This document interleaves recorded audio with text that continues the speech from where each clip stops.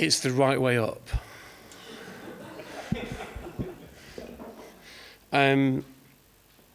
So Burgess, as you know from all the marginalia in the archive, is a real doodler. In fact, we have paw prints of his cat Bruce signing letters and stuff. He was a real doodler. He drew his own book covers, and he also drew 3 sets of tarot cards. And the packs he created were based on his extensive knowledge of the tarot of the Bohemians by the occultist Papists. And he was, we mentioned T.S. Eliot already, he was very heavily into T.S. Eliot, and he was introduced to tarot cards by The Wasteland, and indeed went on to compose a complete musical setting of The Wasteland, which he then put in the bath and lost. And indeed, tarot cards appear in his 1960s short story about gambling addicts called Chance Would Be a Fine Thing, which we've had displayed downstairs in the exhibition space before now. It's weird, really, because Burgess was a good Catholic boy from Manchester, but spiritual things, I think, often fascinated him. We have in our archive Burgess's horoscope given to him by an Irish mystic in the 1980s. We have an article from the esteemed literary magazine Playboy. There's some good reading, weirdly enough, in which he asserts the true fact that he had a premonition of the assassination of JFK. He didn't. We also know from the archive that in the 1950s in Oxfordshire, Anthony Burgess attended a village fete, posing as Professor Sosostris, the beer, famous clairvoyant, complete with false beard. Here's some real people. It's Eyes of Tarot, music by Reuben, Rowlands, and words by Sarah Gonnett. Thank you.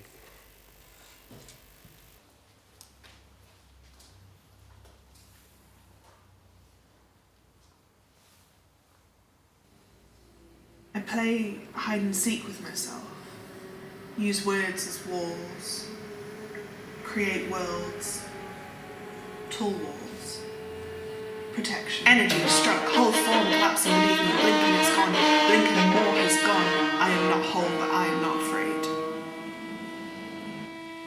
Not life, not death. Suspension. Hard to communicate.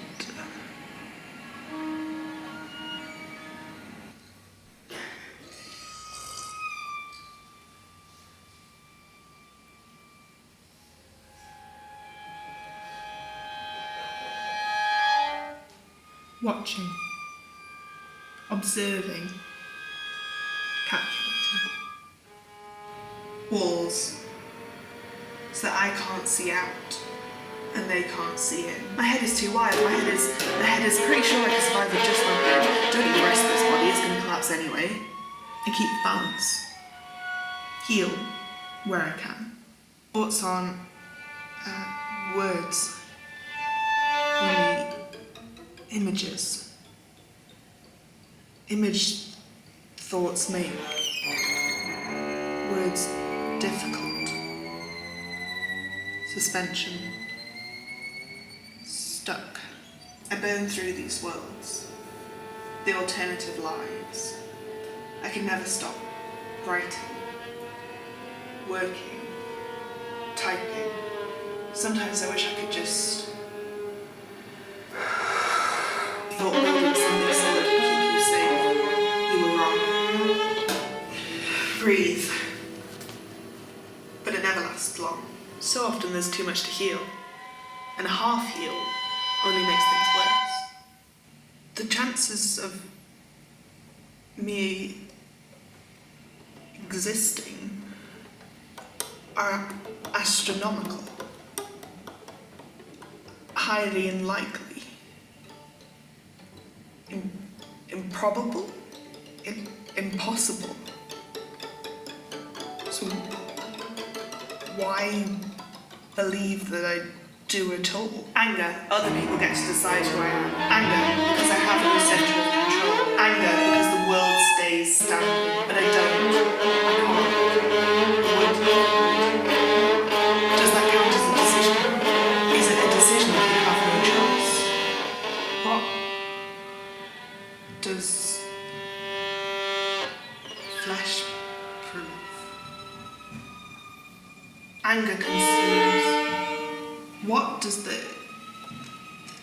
image of myself in my head prove? Pull me out of the pack and I will knit a world for you.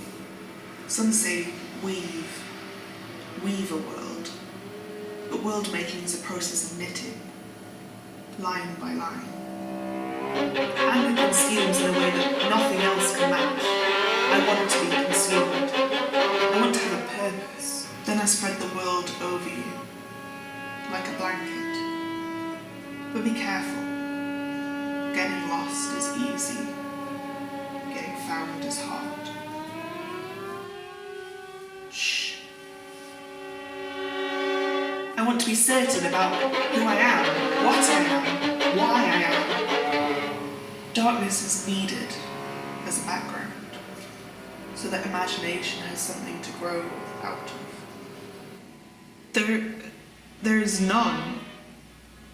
There is no proof. We can't tell you what to think. If you had proof, you'd show me, right?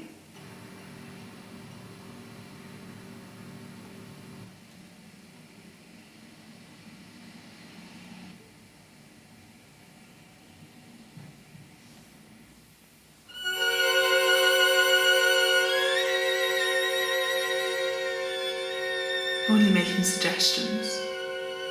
You do the thinking on your own. What you call cryptic, we call free will.